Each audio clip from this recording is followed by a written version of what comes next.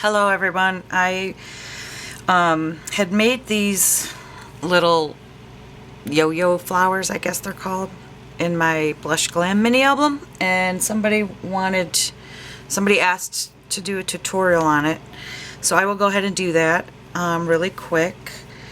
I did not come up with this. I did not create it. I probably learned to do it on YouTube years ago. So I'm sure if you type in homemade flowers or yo-yo flowers or something, you'll find other tutorials as well. But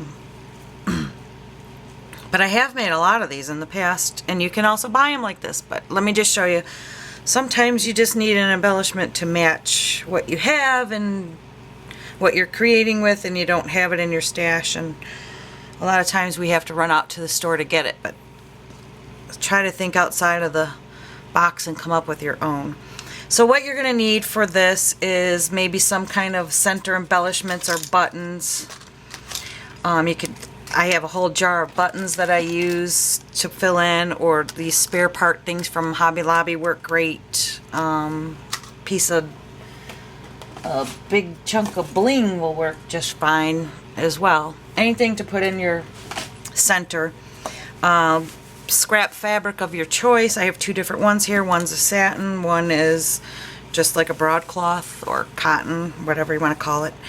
For that, you're going to need a needle and some thread and some good fabric scissors and probably a hot glue gun to glue down your embellishment in the center when you're done. So you can make these as big as you want. You can layer them. You can puff them up with cotton inside or leave them flat with nothing inside. And so let's get started. So the first thing you want to do is you can wing it and cut a circle on your fabric, or I like to just trace because I like this size. And I used just a regular drinking glass to get this size, which is probably like 1.5 inches wide completely. So I'm not going to use this satin one for the tutorial. I'll go ahead and use scrap pieces of this cotton, whatever. So first of all, just take a little section, I don't know, and get yourself, oh, you might need a pen or a pencil to trace, or chalk or something. You're not going to see these marks, so don't worry. I lay my glass or circle of your choice, and I just trace around it really quick. It doesn't have to be perfect or exact. You're sewing it and gathering it, so yeah. And then I kind of take my scissors and cut that square out so that I can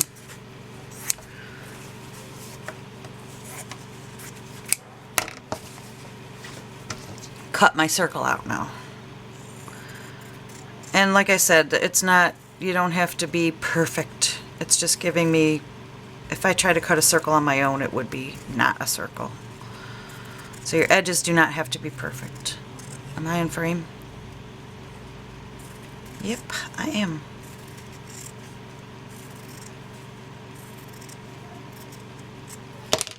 There. Now we got a circle. Now all you want to do, I'm using black thread for the tutorial so you can see it better on my thing.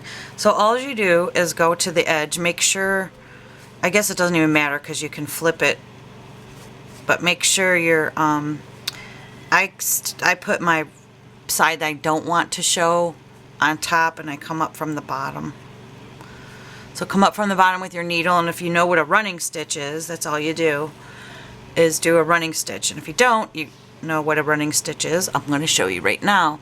You come up from the bottom and then go right down and get as close to the edge as you can. And then go right down, creating a big, just a stitch like that.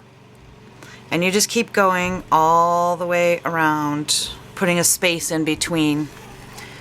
And then when you're done, you're going to cut your thread, leaving a long tail because you're going to pull it and it'll pucker up.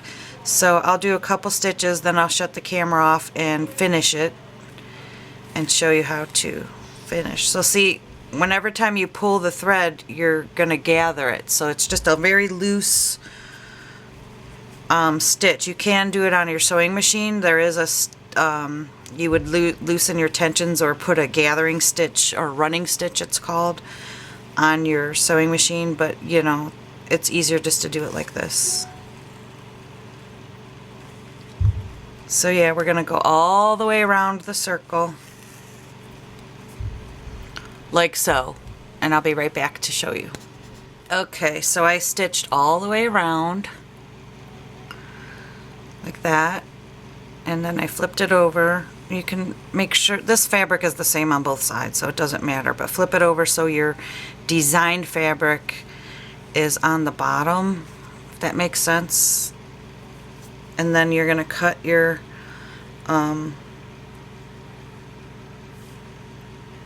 your string, your, what do you call it, thread. Make it long so you can pull it. So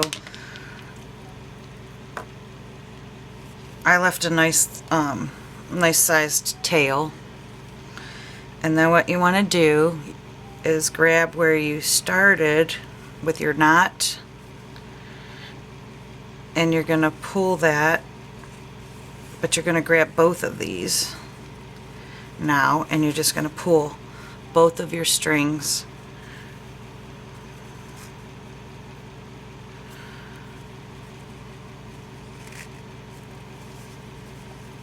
together.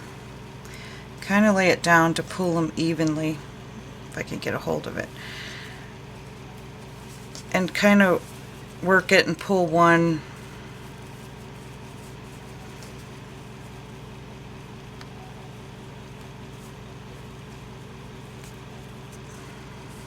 see how it did that? And then I will tie this in a knot. I know you can't see my thread, but you all know how to tie a knot, like you're tying your shoe. And then I pull it in a knot. If you're gonna glue an embellishment on, you don't really have to sew it, but a lot of times I like to take my needle and just keep sewing back through this. But when you're gonna hot glue an embellishment on, you don't even need to do that.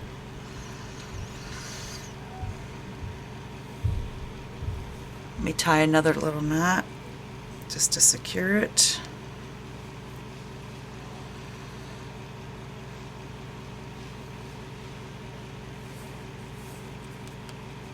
Okay.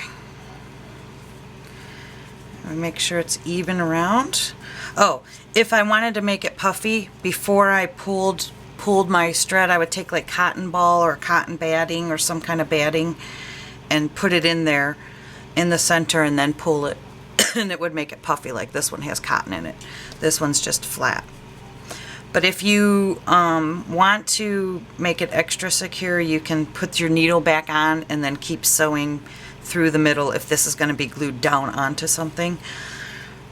I'm not going to do that because I'm gluing an embellishment in the center, so I'm just going to cut my string off, and then I'll choose an embellishment. Let me just grab a big button.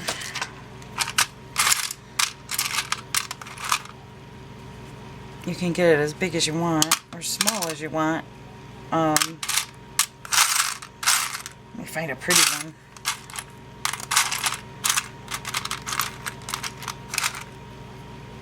I like that one, the white.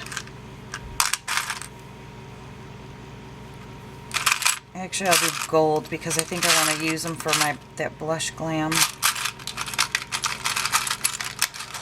paper. Where did I find one I like? Alright, so if you use a button, like I have a whole tray of buttons, a whole, drawer full of buttons. And I actually think I'm going to use the gold and the pearl, but you want to cut your button, what do you call it, whatever that's called, off. So I just get my wire cutters and snip it.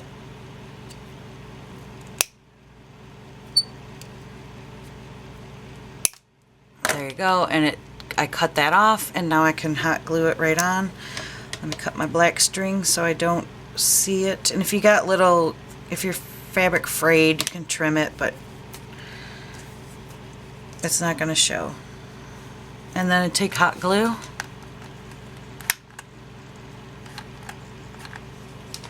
And then put it right down in the center until it dries. And there you can see the difference between a puffy and a flat one. So they're very easy, fast. I made that in 5 minutes. There's the back and their little yo-yo flowers. There you go. All right, hope you enjoyed. See you next time.